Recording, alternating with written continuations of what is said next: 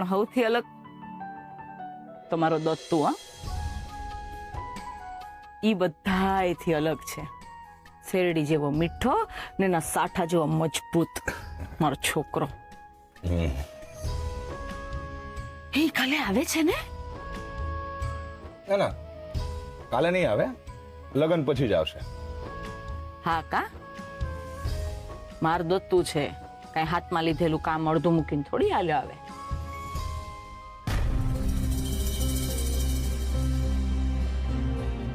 હું શું કઉ છું, તમારે તો ભાઈબંધની દીકરીના લગ્ન છે, તો તમને તો આમંત્રણ હશે નહીં?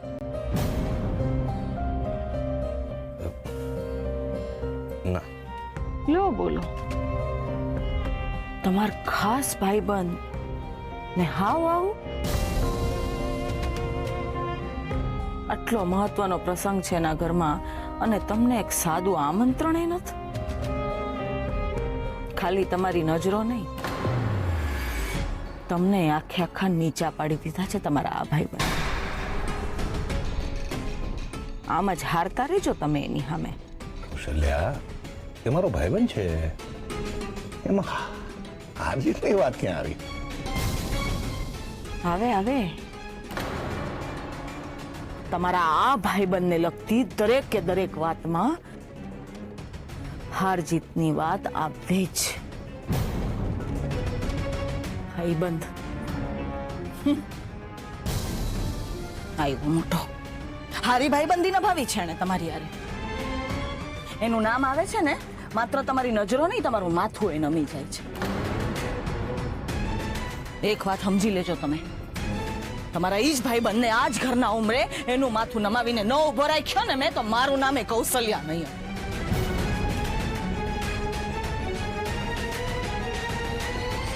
કૌશલ્યા, કેવા વિચારો છે તારા? હા, આ શું બોલે છે તું?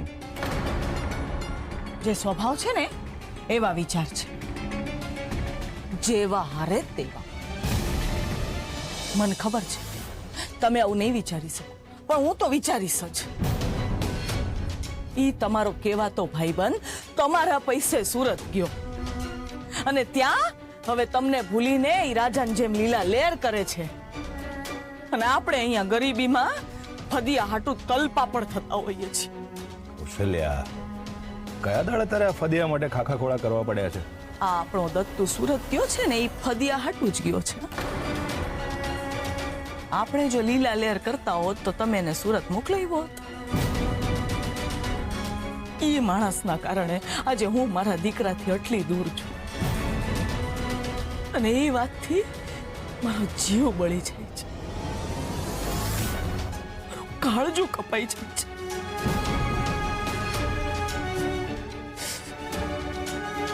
બે ટંકનું ખાવાનું મળી જાય એટલે બહુ થયું.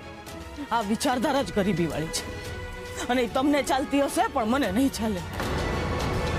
કૌશલ્યા, સાંભળો તો, એક વાત કહો મને, મારા દત્તુ ઉપર ન્યા કોઈ મુસીબત તો નહીં આવે ને? કઈ મુસીબત? તમારો એ ભાઈબંધ બહુ પૈસા વાળો છે, વેપારી માણસ છે મોટો. એ મારા દત્તુને ખરીદી તો નહીં લે ને? હા, શું બોલે છે તું કૌશલ્યા? તને હંમેશા આવા જ વિચાર કેમ આવે છે? ખબર નહીં, એ ભલે ન ખરીદે, પણ ત્યાં હજી એક જણ છે જેની મારા દત્તુ પર શકુની જેવી નજર છે. કૌશલ્યા, હા, ઈ જ. બરાબર સમજ્યા તમે. ઈ મારા દત્તુની માળી બનવા માંગે છે.